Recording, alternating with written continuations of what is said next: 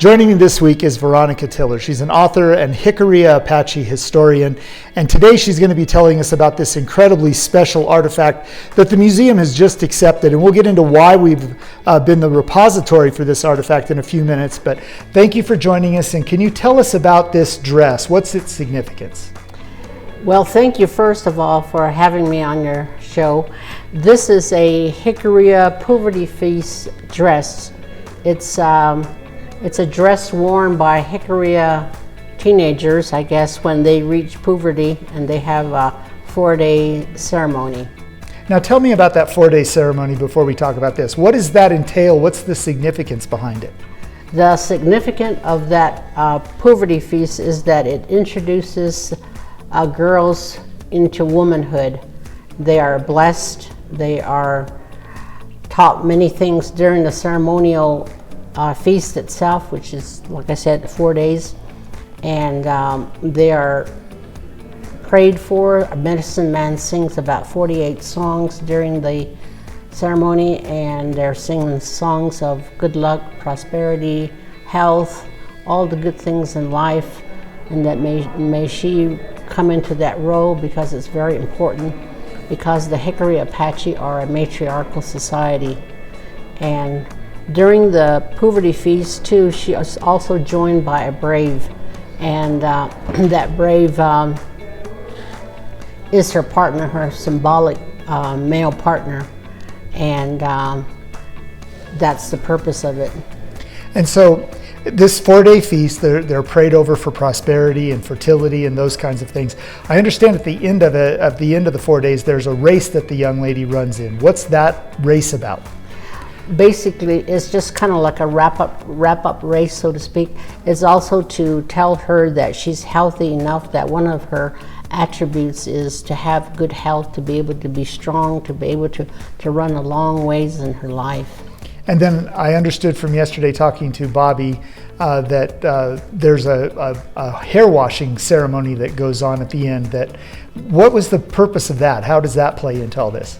Well, in washing her hair, for 4 days she has had her face painted and her hair's been up, and she's been wearing a feather and a headband with it, and it's just to cleanse her, to start the new life.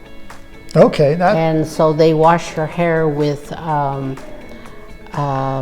yucca, because yucca has a natural kind of a soap in it. And the medicine woman, or either someone older person in the family, washes her hair. Now this particular dress, the ceremony that this dress represents and who this represents, can you tell us about that? Yes, this dress was made by her. This dress belongs to Blair Velarde Carrasco, and this dress was made by her grandmother and my mother, Rebecca Monarco Velarde Martinez, and she made this, I think, about sometime in the late 80s. And she's the top of it is known as a jenadet. That's the Apache word for the clothing that you wear on your shoulder, and that's what the word means. And it's designed using colors of the rainbow, and this necklace is made from what they call crow beads, and then these white beads are what do they call them? Bone beads. And so this pendant, it's made of mother of pearl, and it represents the ocean,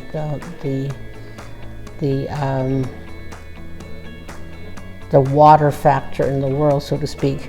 And these symbolizes the sun and the moon and the universe, and of course the belt is just a traditional Jicarilla belt.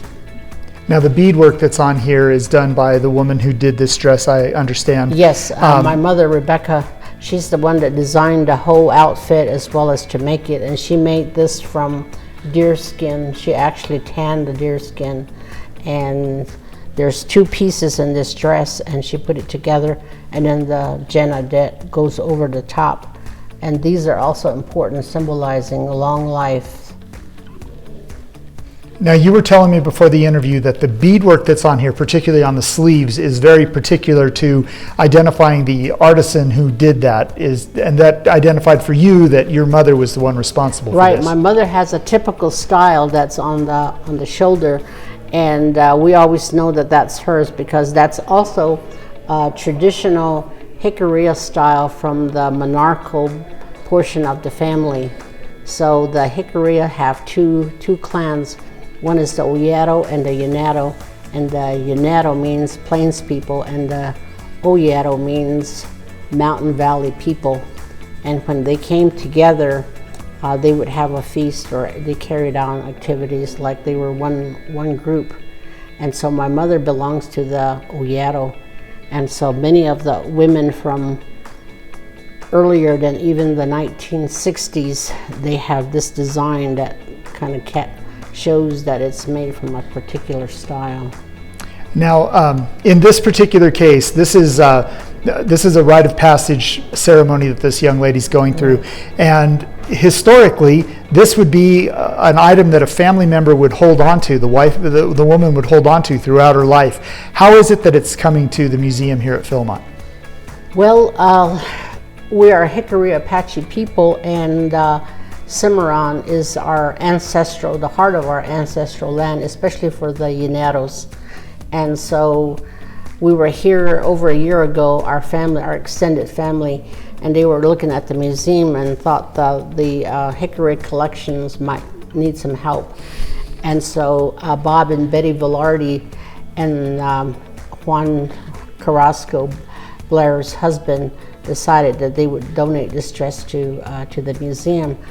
And so the dress belongs to, like I said, Blair Velarde Carrasco.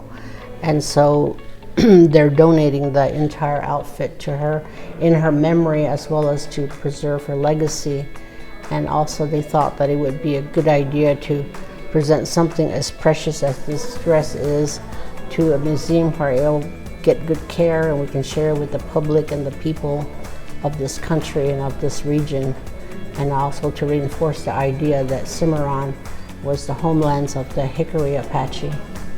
That's an amazing responsibility for the museum, and we're grateful to have that opportunity to represent not only your family but your culture in a way that you find acceptable. So that's a positive for us as well.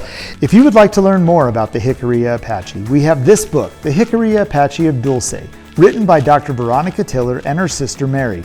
It's available through our online gift shop, or you can pick it up in the gift shop while you're visiting the museum.